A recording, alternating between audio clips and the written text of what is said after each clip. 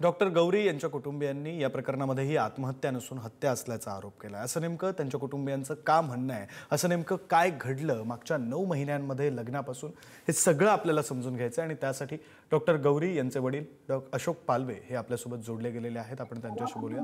अशोकजी, खरं तर पुढारी न्यूजमध्ये स्वागत असं म्हणण्याची पद्धत आहे, पण आज तुमचं स्वागत करावं अशी सुद्धा परिस्थिती नाहीये किंवा तसं कारण नाहीये। आधी तर सगळ्यात पहिला प्रश्न, 9 महिने झाले होते अवघे लग्न होऊन, असं काय घडलं मागच्या 9 महिन्यांमध्ये की 9 महिन्यात तुमच्या मुलीचा, तुमच्या लेकीचा मृत्यू झाला?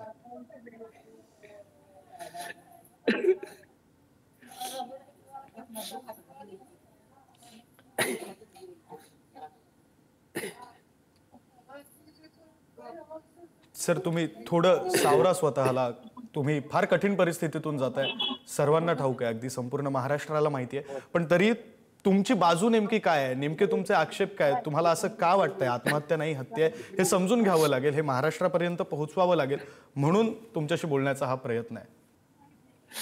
त्यांनी मारूनच टाकली साहेब मुलगी माझी। ती हत्या करण्याला की नाही, तिथं काहीच नाही, कॅमेरे नाही, काही दाखवलं नाही आम्हाला, आमच्या समोर पंचनामा नाही, आणि आणून टाकली, कुणीच त्यांच्या जवळ नाही। मग त्यांना भीती का, माझी मुलगी संपली, ती हाताने ते यांना भीती का वाटली, पळून का गेले, तिथलं सोडलं का, पण स्पॉट पंचनामाला कोणाला आम्हाला येऊ का नाही दिलं, अशी गडबड का केली, म्हणून आम्ही सांगितलं की ते हत्याच्या आमचे मुलीची त्याचा तपास व्हावा। जे आरोपी मोकट आहेत, 2 बहीण आणि ते भाऊ जिम्मेदार आहेत, त्यांनी ती फाईल मुलीच्या हाती मुद्दाम दिली, काय असा आमचा संशय आहे, त्यामुळे ती त्यांना अटक करण्यात यावी आणि त्याचे तपास करावा। त्यांचा CDR काय असेल त्या आरोपीचा काढा, आणि त्यात तुम्हाला सापडेल साहेब नक्की, कारण त्यांना बोलून घेतलं होतं आधीच, असं आम्हाला शेजाऱ्यांनी सांगितलं। ते आलेले गेलेले आहेत तिथं, त्यामुळे आरोपीला कडक कडक शासन 302 लावा आणि त्याला शिक्षा। म्हणजे माझी तर मुलगी गेली, पण दुसऱ्याच्या मुली असं जाऊ नये, ती अशी माझी विनंती आहे सगळ्यांना। खरं आहे डॉक्टर अशोक पालवे, जे तुम्ही म्हणताय त्याप्रमाणे ही वेळ कोणावरच येऊ नये अशीच इच्छा तुमचीही आहे, आमचीही आहे, संपूर्ण महाराष्ट्राची हीच इच्छा आहे। मात्र थोडंसं आपल्याला सविस्तर याविषयी बोलावं लागेल। तुम्हाला नेमकं कधी कळलं डॉक्टर गौरी यांच्या मृत्यूविषयी? आत्महत्या का हत्या हा विषय आपण थोडा बाजूला ठेवू, मात्र मृत्यू झालाय हे तुम्हाला नेमकं कधी कळलं, कशा प्रकारे कळलं, त्यावेळी तुमची भावना काय होती, पुढे नेमकं काय काय घडलं? अंदाजाने फोन केला, त्या आरोपीनेच फोन केला की मामा तुमची मुलगी सुसाईड करायला लागली, पॉइझन घ्यायला लागली। मी म्हणलं अरे बाबा फोन द्या तिच्याकडे, मी बोलतो, तसं करू नको म्हणतो आम्ही, येऊच तर तरी थांब। तर ते कट केला फोन, आणि 5 मिनिटाच्या अंतराने मिसेस, आम्ही एका लग्नात होतो, तिथं लगेच फोन आला आमच्या मिसेसच्या, मामी तुमची मुलगी माझ्या समोर, तिचं प्रेत आहे, असं तुम्ही CDR ते काढा साहेब। तिथे कॉल रेकॉर्डिंग आमच्या मोबाईलला नव्हती, त्यामुळे आम्हाला पाठवता नाही आली तुम्हाला, ते याच्यात कळल, तिच्या मोबाईल माझा मोबाईल, आम्ही वाटलं तर आमचा देतो, त्यांच्या ह्याच्यात येईल बघा ते बोललेला, त्याच्याकडून त्याच्या मोबाईल जर जप्त असेल तुमचा तर ते बघा, त्याच्यात लगेच तुम्हाला दिसल ते। नाही, तुम्ही म्हणताय त्याप्रमाणे तांत्रिक पुरावे समोर आणावेच लागतील, ते येतीलच अशी आपण अपेक्षा करूया। वेगळं वेगळं वाटलं साहेब, ते म्हणला फाशी घेतली, आता पण तो पॉइझन म्हणजे असं लगेच 5 मिनिटात एवढा प्रकार कसा झाला? आमचा पक्का दावा आहे साहेब, त्यांनी मारलंच आणि नंतर त्यांनी पुरावा नष्ट केला। त्यामुळं ते तिघं होते, ते बहीण भाऊ सुद्धा आलते, दुपारीच बोलून घेतले होते, ते दोघांना मोकाट ठेवू नका, त्यांचा PCR काय काढायचं ते काढा, त्यांचं मोबाईल जप्त करा, त्याच्यात तुम्हाला नक्की पुरावा मिळेल साहेब माझ्या मुलीचा, 100% मी तुम्हाला आश्वासन देतो। आपण मोकार दावा एखाद्या करणार नाही, नाही निघला सोडून द्या, पण तपासा माझा, खरं काय झालं तपासाची माझी विनंती आहे। सर, तुमची जी विनंती आहे ती नक्कीच पूर्ण झाली पाहिजे अशी संपूर्ण महाराष्ट्राची इच्छा आहे असं आपण म्हणू। मला फक्त हा एक प्रश्न असा पडतोय की हे असं पहिल्यांदा झालं का की गौरीला काही त्रास होतोय, डॉक्टर गौरी यांना काही त्रास होतोय, की या आधी सुद्धा घडलं होतं? तशी काही माहिती तुम्हाला होती? 1 ऑक्टोबरला पहिल्या फ्लॅट मधून इकडे येताना ती फाईल सापडली, पण त्या आरोपीने माफी मागितली। आम्ही मुलीला म्हणलं, मुलीने मला सांगितलं, म्हणले पप्पा असं असं आहे काय, तर म्हणलं तू 2021 तर त्याला फाईल ठेवायची गरजच नव्हती ना घरात साहेब। माझा एखादा गुन्हा झाला तर मी माझ्या बायकोला कसं दाखवील, तिथं फाईल ठेवायची, पुन्हा म्हणतो घे महत्वाचे कागदपत्र जपून ठेवा। तिने पाहिलं, त्यात ती फाईल निघली, सामान शिफ्ट करताना ते उघडकीस आलं, ते आता कधीची फाईल होती तिने पाहिली नाही। बरं, आणि ती फाईल मग त्यांचे किरकिर हे चालू झाली. ते मिटलं होतं त्यांच्या आपसात, की बुवा आता मी तिला फोन करणार नाही. ते माझं संपलं, मागच होतं. मग मी एवढं लग्न कसं केलं असतं, असं तिची समजूत काढली. नाही तर मी मरण तू जर वाच्यता केलीस तर. त्याच्यामुळं मग ते मिटलं होतं. पण पुन्हा Amazonहून काहीतरी त्यांनी खरेदी करायला गेली, तेव्हा तिला दिसलं. तेव्हापासून त्यांचा वाद वाढला. असा आमचा संशय आहे आणि पक्काच आहे तो साहेब. कारण तुम्ही हँगिंग जर असेल, फाशी घेतलेली एका जागेवर मार्क येईल असा, खाली छातीवर मार होता, डोक्यावर मार कसा आला मग? त्यांनी मारलं नाही तर? नाही, मला तुम्हाला पुढचा प्रश्न हाच विचारायचा आहे. तुम्ही स्वतः डॉक्टर आहात, तुम्हाला या सगळ्या गोष्टी कळत असतील की बाबा शरीरावर कुठे कशी खूण, काय असलं पाहिजे, आत्महत्या असेल तर ती कशी खूण, त्याविषयी सांगा. तुम्ही ज्यावेळी मृतदेह पाहिलात, काय लक्षात आलं तुमच्या नेमकं? ते छातीवर पण होतं ना साहेब, खाली नेकच्या खाली पण छातीवर मार होता, लाल झाली छाती अशी मार लागल्यासारखा, आणि डोक्याला पण उंड होती एका जागेवर. पहा तिथं बॉडी आता त्यांच्याच ताब्यात आहे. ते इन कॅमेरा केलंय. ती आम्ही बॉडी घेतली इन कॅमेऱ्यापासून पुढे आम्हाला माहित आहे. पण आधीचं काहीच माहित नाही, कोण आलं, कोणी उचलली मुलीला. एक तर माणूस उचलू शकत नाही. ते झाले कॅमेरे, हे म्हणतात वरून आलोत, खाली आलोत, कसं आले, काय, त्याचं काहीच आम्हाला तपास नाही. आणि आरोपी मोकारच आहेत आणखीन, अशी आमची म्हणणं आहे की त्यांना 302च लावा. मी आता भोसले साहेबाला बोललो, तर ते म्हणले, त्या कोणत्या आपल्या ताई आलत्या काल, ताई बी बोलल्या, हो. बोलते म्हणल्या. आणि ते चाकणकर मॅडमनी एक लेटर टाकले त्यांना महिला आयोगाच्या हिशोबाने. ते म्हणले आता त्याचा विचार करते, ते सांगतो म्हणले मला. तुम्ही पण तुमच्या माध्यमातून बोलता येत असलं तर त्यांना बोला साहेब, शिफारस करा ती. कारण की हे गंभीर प्रश्न आहे. माझ्या मुलीचा जीव गेलाय. नाही, तुम्ही हे जे म्हणताय ते अगदी गरजेचं आहे. मी पुढारी न्यूजच्या वतीनं, पुढारी न्यूजचा अँकर म्हणून तुम्हाला हे आश्वासन देतो, जितका पाठपुरावा करता येईल तितका पाठपुरावा या प्रकरणाचा पुढारी न्यूजच्या वतीनं केला जाईल. पुढचा प्रश्न असा पडतोय, तुम्ही ज्यावेळी नगरमध्ये, पाथर्डीमध्ये मृतदेह नेऊन तिथं तुम्हाला अंत्यसंस्कार करायचे होते, विरोध होत होता, तेव्हा तुमचा एक व्हिडिओ समोर आला. तुम्ही अक्षरशः हंबरडा फोडला होतात. तुम्ही म्हणत होतात की श्रीमंतांच्या घरी पोरी देऊ नका, बाकी काही करा. का नेमकं असं म्हणावं मला वाटतंय? माहित नाही, गरीब लोकांनी आणून घातली असती ना मुलगी, गरीबांनी मारलं नसतं ना असं. ती म्हणली असती मला मुलीचा जरी त्रास, मी नाही म्हणत माझ्या मुलीचा त्यांना त्रास असतात, माझं लेकरू माझ्या हातात द्यायचं ना त्याने आणून, की हे सांभाळा, मला त्रास होतोय त्याच्यापासून, तुमची मुलगी बोलती, भांडणं करती, असं त्यांनी का नाही? हे सगळे सुशिक्षित लोक आहेत ना, हे राज्याचे ताईचे पी आहेत, पुन्हा त्या तिची बहीण हे, तिला तर सर या आनंदपेक्षा तिला जास्त शिक्षा द्या. तिला हे सगळं माहित होतं. ती मोठी बहीण आहे, त्यांना आई नाही, दुसरी आई आहे, सावत्र आई.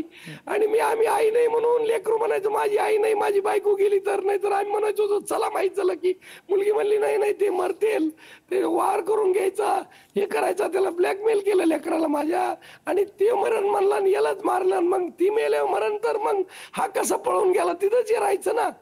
हा का पळून गेला तो आरोपी? आणि ती शीतल नावाची जी बहीण आहे त्याची, ती कोण मंडळाधिकारी साहेब, सुशिक्षित आहे. मग तिला अक्कल नाही का? आपल्या भावाचं लफडा असताना दुसरी मुलगी कशी द्यावा? आम्ही तुम्ही व्हिडिओ पहा साहेब, एवढं मोठं लग्न आम्हाला माहित असल्यावर करेल का आम्ही ते? हे माहित असताना त्याने वकील दिला आणि तिथून सांगतो की हे मला माहित होतं.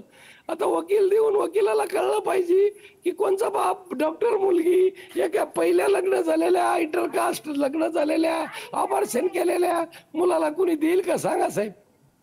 नाही, खरं आहे, तुमचे प्रश्न अगदीच विचार करण्याजोगे आहेत आणि त्यावर विश्वास ठेवावाच लागेल तुमच्या म्हणण्यावर. अशा प्रकारचे हे सगळे काही बोलता येतं का? म्हणजे ती गेली तरी बी म्हणायला म्हणजे माहित असताना म्हणजे किती ब्लेम मोठा आहे. त्या शंकर काय देशमुख येतं, ते मंगेश देशमुख, त्या वकिलाचा नंबर असला तर मला पाठवा साहेब. मी विनंती करतो, बाबा चांगलं तरी बोल, तुझं वकील पत्र घे, पैसे घे, तू काय घ्यायचे ते तुला, पण मुलीचं असं नको ना म्हणू. असं समाजाला पटलं पाहिजे ना. माहित असताना कुणी देईल का एवढं? माहित आहे तर शीतलला माहित होतं, तिला सांगा. एखादा पुरावा घेऊन बोलत चला. आम्ही तरी पुरावा देतो, त्याचं तुमच्याकडे तरी आहे का? काही सीसीटीव्ही, आमच्या मोबाईलचे व्हिडिओ कॉलिंग चेक करा, किंवा ते CDR काय म्हणतात ते करा, आणि आमचं बोलणं आहे का, काय झालंय मुलीची, काय झालं, रोज काय होतंय, ते तुम्हाला सगळा पुरावा सापडेल साहेब. त्यांच्या नवरा बायकोचं संभाषण आहे का? तो नक्कीच खरंच वळून आला का घरीच होता. आता आम्हाला अशी माहिती कळाली साहेब, की तो घरीच होता, तो बाहेरून आलाच नाही. मग ते 2-3 कुठून आला त्याची कॅमेऱ्याची आमची मागणी आहे द्या म्हणून. त्या कोणत्या फेंटरवरून त्यांनी जी जबान दिली ना, त्याची जबान आम्हाला पाठवा काय म्हणलाय किंवा त्याच्यावर इन्व्हेस्टिगेशन करा. ते स्वतः त्यांनी कबूल केलं आरोपीने की आमचे भांडणं झालते म्हणून. तर एक प्रश्न तर कुणी असा आता पडतो ना दाखवून गेले. डॉक्टर साहेब, की या सगळ्या प्रकरणामध्ये म्हणजे डॉक्टर गौरी यांचं प्रकरण आहे, या आधीचं पुण्यातलं तुम्हाला सुद्धा ते प्रकरण आठवत असेल, वैष्णवी हगवणेंचं प्रकरण. हगवणेचं वाटतोय, दोन्हीकडं संपदा सासरची तांडेचं मंडळी जी आठवतोय, आहेत ती श्रीमंत आहेत, चांगल्या घरातली आहेत, सुशिक्षित आहेत.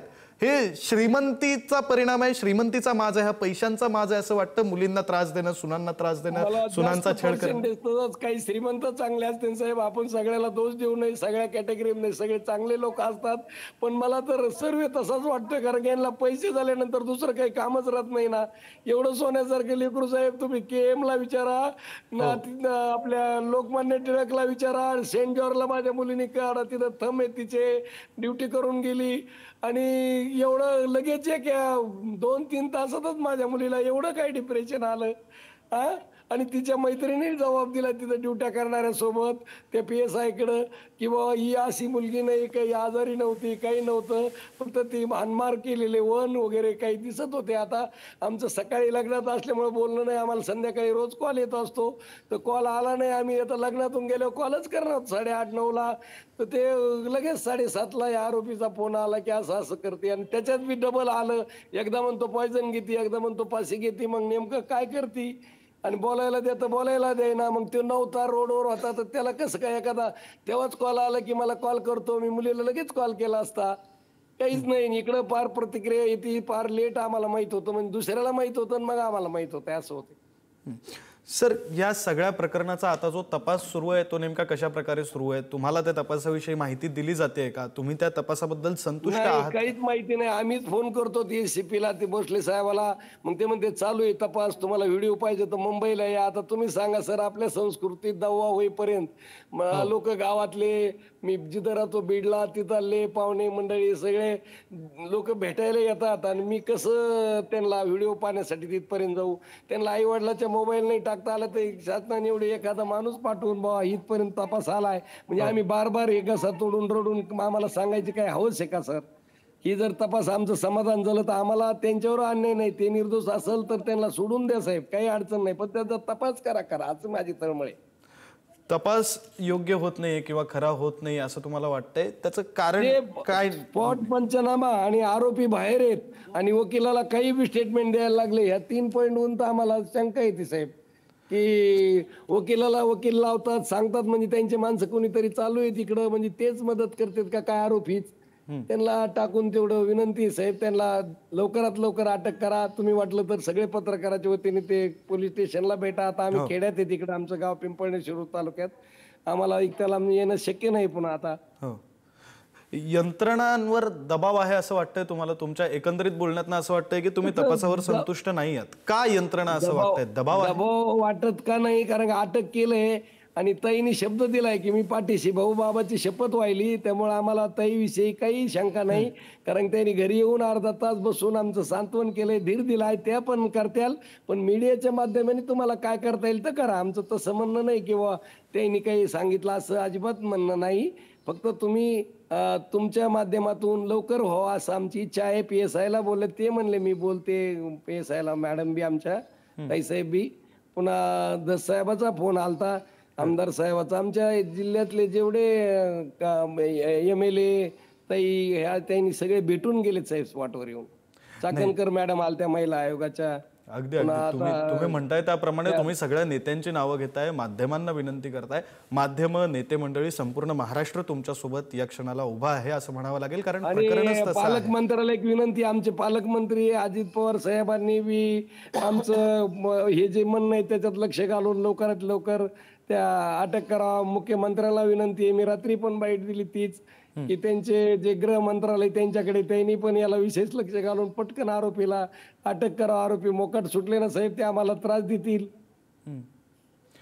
खरं आहे, मुख्यमंत्री गृहमंत्री आहेतच आणि सोबत पालकमंत्री अजित पवारांनी सुद्धा लक्ष घालावं असं तुमचं म्हणणं आहे. आणखी एक प्रश्न असा पडतो की आपली लेक जाणं हे कोणत्याही बापासाठी म्हणजे सहन करण्याच्या पलीकडचंच आहे. त्यात लेकीचा सुखी संसार सुरू होतोय असं वाटलं असेल तुम्हाला 9 महिन्यापूर्वी. 9 महिन्यामध्ये लेकीचा मृत्यू होतोय. नातेवाईक अभिनंदन काय होतं तुम्ही त्याचं लग्नाचं काढा. ताईची सगळी फॅमिली, सगळे आमदार खासदार हौसानी साहेब, मी आणि माझं का माहिती काढा. बीडला येऊन डबल ड्युटी करतो साहेब. माझे मित्र नातेवाईक मध्ये डबल कशाला. म्हणलं लेकरं शिकले तेवढं चांगलं झालंय. एवढा खर्च केलाय साहेब. मी काय पुढारी नाही, मला काय दुसरं काहीच हे नाही. मी माझ्या स्वतः खर्चाने कष्टाने मी लेकरं घडवलेत. आणि असं झालं कोणत्या बापाला वाईट वाटणार नाही सांगा तुम्ही. खरं आहे, वाईट वाटणं अगदी स्वाभाविक आहे. मला पुढचा प्रश्न हा विचारायचा आहे की तुम्ही जसं म्हणताय की हे असं इतर कोणाच्याही बाबतीत होऊ नये, तर इतर महाराष्ट्रातल्या मुलींचे जे वडील आहेत, लेकीच्या बापाला तुम्ही काय नेमकं आवाहन कराल? काय तुम्हाला सांगू वाटतंय त्यांना? मोठ्याची अपेक्षा न करता आपला जवळचे माहितीतल्या कुटुंबाला सगळ्या हिस्ट्री पाहून द्या. कारण ही हिस्ट्री त्याच्या बहीण भावाला माहीत असताना सुद्धा ते हे केले म्हणून आम्ही त्यांना आरोपी केले. कारण की अजयला बी माहीत होतं. अजय गर्जेल त्याच्या भावाला तिने वहिनीला बोलता बोलता म्हणला बी एकदा. पण काय करायची वहिनीला सांगायची बॅड न्यूज की बाबा याचं असं होतं. शीतलला माहीत असताना त्यांनी पाहुणे येऊन आमच्या मुलीला बोलून हे करून का विलिंग केलं लग्नाला. मग सांगायचं आमचं असं आहे की असं पुढं गुन्हे होऊ नयेत म्हणून माझी पालकाला सगळ्याला विनंती. मी त्या दिवशी ते सांगितलं ना आता सांगतो की सखोल चौकशी करून मुलाची पाहूनच मुली द्या. नाहीतर आज आमच्या मुलीसारखी जात्याल आणि उगाच नंतर काही उपयोग नाही होत साहेब. एक आता यानंतर शेवटचा प्रश्न तुम्हाला असा विचारायचा आहे की आता या सगळ्या प्रकरणामध्ये तुमची काय मागणी आहे, कोणाकडे मागणी आहे, काय इच्छा आहे नेमकी? मला साहेब बेरेम मॅकिंग करा, आमची करा, त्यांची करा, SIT लावा, तुमचे काय कलम असेल 302 काही लावा. मला न्याय, माझ्या मुलीला न्याय मिळाला एवढीच माझी विनंती आहे. मला त्याचं स्पष्ट व्हावा. कारण की खरंच माझी मुलगी आणि मारलेलीच आहे ही 100% आम्हाला गॅरंटी. म्हणून आम्ही बार बार बार बार तुम्हाला विनंती करतो. तर आमच्या पास्ट हिस्ट्रीवर आम्हाला हे 2 लोक, त्याला 3 लोक जबाबदार आहेत. तो अटक आहे, दुसरा 2 आरोपीला पण अटक करावा एवढी विनंती आहे ना. आम्हाला डिटेल त्याचं स्पॉट पंचमानाचा माहिती द्यावा. रोजची रोज काय चाललंय तसं यंत्रणेने सांगावं. बाबा इथपर्यंत तपास आलाय, असं चाललं आहे म्हणून एवढी विनंती आहे. काय लावता येईल तुम्हाला त्या कलमानुसार काय लावता येईल ते लावा. आज मला चाकणकर मॅडमनी पत्र पण टाकलंय त्यांच्या ऑफिसमधून की काही गुन्हे वाढवता येतील का. तर त्यांना बोलून बा मग आम्हाला यायची गरज आहे का. इथूनच आता तुम्हाला तुमचे कलम कळतात. आम्ही गुन्हे म्हणजे हे काय भाजीपाला नाही. मी म्हणायचे एवढं लावा म्हणून. तुम्हाला त्याच्यात जसं वाटेल तसं ते लावा. पण माझी विनंती आहे की ह्यांनी 100% तिचा म्हणजे हाणमार करून गळा दाबून त्याच्यावर आले. पण कॉम्प्रेशन ऑफ द नेक बघा. कॉम्प्रेशन ऑफ द नेक म्हणजे गळा आणि हँगिंगचं वेगळं येतं साहेब. बार बार मी तेच सांगतो. त्यांनी मारूनच मुलगी इकडे शिफ्ट केली आणि पळून गेली. तुम्ही सांगा त्यांना जर ठीक आहे त्या मुलीने जर सुसाईड केलं असतं तर यांना पळून जायचं काय गरज आहे. आणि सुसाईडचं माणूस जिवंत राहतच नाही साहेब. हँगिंग असलेल्या अवस्थेत पोलीस आणून दरवाजा तोडून काढावं लागतं. खिडकीतून नेऊन एकटा माणूस कसा ती एकटं प्रेत सोडील सांगा. किंवा ते म्हणतो जिवंत होती तर मग हँगिंगचं माणूस जिवंत राहतं का खिडकी तोडून येईपर्यंत. तुम्ही इन्व्हेस्टिगेशन करा ना. आतापर्यंत कितीतरी सुसाईड तुम्ही कॅमेरे घेऊन गेला असताल. मग त्याचा काही व्हिडिओ आहे का, फोटो आहे का मुलगी माझी टांगलेली, तसं सांगा. अगदी अगदी बरोबर आहे तुमचे. हे सगळे प्रश्न जे आहेत ते योग्य आहेत. तुमच्या मागण्या सुद्धा योग्य आहेत. तुमच्या मागण्यांच्या अनुषंगाने योग्य तो तपास होईल. योग्य नेमकं काय घडलं होतं ते सगळं समोर येईल, महाराष्ट्राच्या समोर येईल अशी इच्छा आपण व्यक्त करूया, असा विश्वास आपण ठेवूया. धन्यवाद तुम्ही हा सगळा वेळ दिलात आणि पुढारी न्यूजशी बोललात यासाठी.